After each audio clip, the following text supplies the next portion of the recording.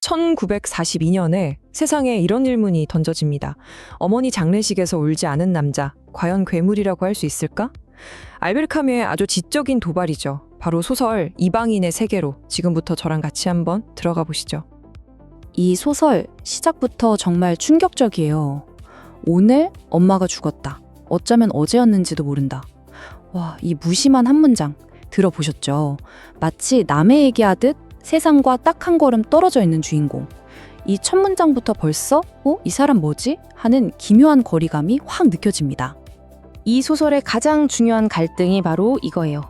그의 공식적인 죄는 살인인데 사람들이 진짜로 문제 삼는 죄는 울지 않은 것이라는 거죠.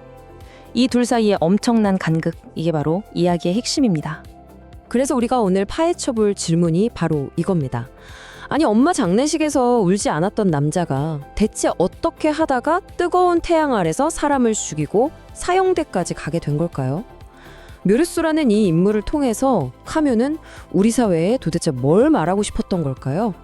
자, 그럼 첫 번째 단서부터 한번 따라가 볼게요. 주인공 메르수, 이 사람 어머니가 돌아가셨는데 우리가 생각하는 당연한 반응, 그러니까 슬퍼하고 눈물 흘리는 그런 감정을 전혀 보여주질 않아요. 그의 머릿속은 슬픔 같은 추상적인 감정으로 채워져 있지가 않아요. 대신에 아주 현실적이고 몸으로 직접 느껴지는 그런 감격들에만 집중하고 있었죠. 예를 들면 바로 이런 것들이요. 네, 맞아요. 밤새 장례를 치르면서도 어머니에 대한 추억 같은 건 떠올리지 않아요. 그저 커피 맛, 담배 연기, 뜨거운 햇볕, 피곤하다. 이런 단순하고 즉각적인 감각들 뿐이었던 거죠. 사회가 이럴 땐 이래야지 하고 요구하는 애도의 모습과는 정말 너무나도 다른 모습입니다. 보통은 슬픔에 잠겨 있어야 할 시간이잖아요. 그런데 모에르소는 아무 일도 없었다는 듯이 곧바로 일성으로 돌아와요. 심지어 즐거움을 찾아서요. 이게 바로 사회의 눈에 그가 정상이 아닌 이방인으로 보이기 시작하는 첫 번째 균열점이었던 겁니다. 그의 행적을 시간 순서대로 한번 볼까요? 정말 기가 막힙니다. 장례식 바로 다음 날 수영하고, 저녁엔 코미디 영화 보고, 밤에는 사랑을 나눠요. 사회가 정해놓은 슬픔의 각본 같은 건 아예 따를 생각이 없는 거죠. 아니, 어쩌면 그런 각본이 있다는 사실 자체를 모르는 사람 같아요. 이런 무심함은요, 사랑이나 결혼 같은 인생의 아주 중요한 문제에서도 똑같이 나타나요. 마리가 나를 사랑해? 물으니까 그런 것 같진 않은데 뭐 그게 중요한가? 이렇게 답하고, 결혼할래? 하니까 네가 원하면 그러지 뭐, 이런 식이에요. 사회가 부여하는 거창한 의미나 감정적인 약속, 이런데 전혀 얽매이지 않는 거죠. 자, 이렇게 사회적인 규칙 바깥에 서 있던 남자, 이제 그의 인생을 완전히 뒤바꿔 놓을 결정적인 사건으로 넘어가 보겠습니다. 모든 것이 시작된 곳, 바로 알제의 그 뜨거운 태양 아래에서 벌어진 총격 사건입니다. 사건은 정말 순식간에 벌어져요. 이웃 문제로 해변에서 마주치게 되는데 묘르소는 그 순간 타는 듯한 태양과 열기에 완전히 압도당합니다. 그리고 총을 쏘죠. 여기서 끝이 아니에요. 잠시 멈췄다가 쓰러진 몸에 4발을 더 쏩니다. 카뮈는 특히 이 태양을 집요하게 묘사하는데요. 이게 마치 묘르소의 의지가 아니라 어떤 거대한 자연의 힘에 이끌려서 방아쇠를 당긴 것 같은 느낌을 줍니다. 그리고 재판이 시작됩니다.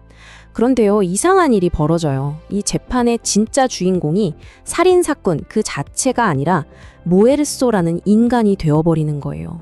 그의 삶 전체가 마치 해부대에 오른 것처럼 낱낱이 파헤쳐지기 시작합니다. 자, 이 표를 한번 보세요. 정말 기가 막히지 않나요? 검찰이 집중하는 건 왜 총을 쐈냐가 아니에요. 너 왜 장례식에서 안 울었어? 왜 다음날 여자랑 데이트했어? 이런 것들이죠. 살인사건의 사실관계보다 코미디 영화를 본 게 더 중요한 증거가 되는 이 상황. 이게 바로 카뮈가 말하는 부조리의 정수인 겁니다. 결국 검사의 논리는 이거예요. 이 사람은 살인자입니다가 아니라 이 사람은 우리와 다른 감정을 가진 괴물이니 사회에서 제거해야 합니다. 라는 거죠. 이건 살인에 대한 재판이 아니라 사실상 그의 인격에 대한 사형 선고나 다름없었어요. 정말 이해할 수 없는 재판이죠. 이 모든 걸 제대로 이해하려면 드디어 이 책의 가장 깊은 곳, 그 심장부로 들어가 봐야 합니다. 바로 알베르 카뮈의 핵심 철학, 부조리라는 개념입니다.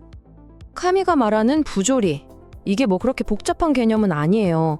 쉽게 말해서 우리 인간은 끊임없이 내 삶에는 어떤 의미가 있을 거야, 이 고통에는 이유가 있을 거야, 이렇게 의미를 찾잖아요? 그런데 우주는 어때요?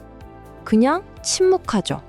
아무 대답도 해주지 않는 이 차가운 세상, 바로 이 둘 사이의 충돌, 이 어긋남 자체가 부조리라는 겁니다.